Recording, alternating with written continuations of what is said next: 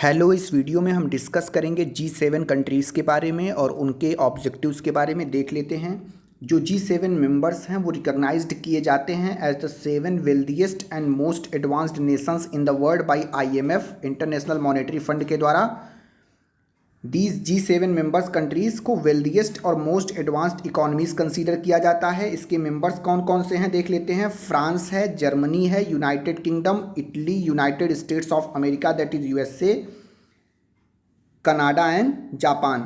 Sometimes European Union is also considered an eighth member of G7 countries since it holds all the rights and responsibilities of full members except to chair or host the meeting. So G7 member countries में 7 देश हैं। कभी कभी इसको European union भी count किया जाता है एट्थ मेंबर की तरह। ओके, और अब देख लेते हैं पहले हमारा G8 क्यों था।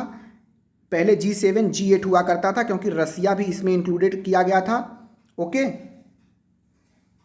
देखिए यहाँ पे in 1998 after urging from leaders including US president Russia was added to the G7 group as a full time member creating a formal G8। So 1998 में रसिया भी इंक्लूडेड किया गया था G7 में और G8 ब्लॉक बना था। लेकिन फिर 2014 में जब रसिया ने क्रीमिया को एनेक्स किया था, however in 2014 Russia was suspended from the group after the annexation of Crimea and tensions in Ukraine. सो जब 2014 में रसिया ने क्रीमिया को एनेक्स किया था और यूक्रेन के साथ टेंशंस बढ़ गए थे, तो G7 कंट्रीज ने डिसाइड किया कि हम G8 ग्रुपिंग से रसिया को एग्जिट कर देंगे। ओके, अब देख लेते हैं क्या पर्पस है G7 ग्रुप का। The major purpose of G7 is to discuss and deliberate on international economic issues. So international economic issues पर डिस्कस करना और डेलिब्रेट करना मतलब पॉलिसीज फ्रेम करना। इंटरनेशनल इकोनॉमिक इशूज़ पर G7 का मेजर गोल है। और it is also sometime concerned with to resolve other global problems with special focus on economic issues. So G7 countries international economic issues को discuss और deliberate करते हैं और भी अदर ग्लोबल प्रॉब्लम्स पे डिस्कस कर सकते हैं। और जो G7 मेंबर्स कंट्रीज़ हैं वो न्यूमरस थिंग्स में ग्लोबल टॉप लिस्ट में हैं, जैसे they are the leading export countries, वो लीडिंग एक्सपोर्ट कंट्रीज़ हैं। They have the largest gold reserves according to IMF and they are the largest nuclear energy producers and they are the top contributors of the UN budget. So ये सब आपको याद रखना है कि G7 countries in सब में global top list में आते हैं, चाहे लीडिंग एक्सपोर्ट कंट्रीज़ में हो, चाहे लार्जेस्ट गोल्ड रिजर्व्स की बात कर लें, चाहे लार्जेस्ट न्यूक्लियर एनर्जी प्रोड्यूसर्स की बात कर लें, top contributors to UN budget की बात कर लें। ओके, सो आपको क्या याद रखना है, आपको याद रखना है कि 1998 में US was also a member of G7 countries and forming G8 grouping, but in 2014 after Russia was annexing Crimea and have tensions with Ukraine, it was expelled from the G8 grouping। और G7 countries में कौन कौन से member हैं अभी हमने देखा। France, Germany, United Kingdom, Italy, United States of America, Canada and Japan. Okay, so all these countries are the part of G7 countries. कुछ और देख लेते हैं इसके बैकग्राउंड से रिलेटेड।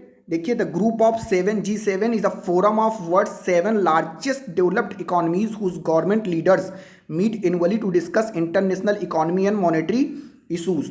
सो ग्रुप ऑफ 7 एक फोरम है वर्ल्ड 7 लार्जेस्ट डेवलप्ड इकोनॉमीज की, whose government leaders annually meet करते हैं to discuss international economic and monetary issues. Okay, और G7 कंट्रीज जो फॉर्म हुआ था वो in the wake up of 1973 oil crisis में फॉर्म हुआ था by meeting of the finance ministers of the France, West Germany, US, Great Britain and Japan, the group of 5।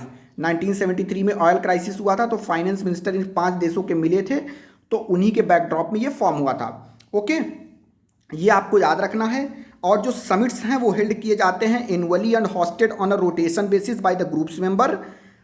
Rotation basis पे annually groups member के द्वारा किए जाते हैं। और आपको अब ये चीज़ याद रखना है कि 2018 में जो हमारा G7 ग्रुपिंग का समिट था वो कनाडा के क्यूबेक में हुआ था। 2018 summit was hosted by Canada in Quebec. और जो हमारा 45th G7 समिट था वो होस्ट किया गया था फ्रांस के द्वारा बियारित्ज में। ओके, सो ये चीज़ आपको याद रखना है कि 2019 का जो समिट था वो बियारित्ज फ्रांस में हुआ था और India was invited as a special guest in Biarritz France by G7 groupings. और अभी जो ठीक है अभी ओके और जो G7 के ग्रुप की 2020 में है वो वर्चुअल मीटिंग हुई थी। ठीक है, okay, thank you for watching, have a great day.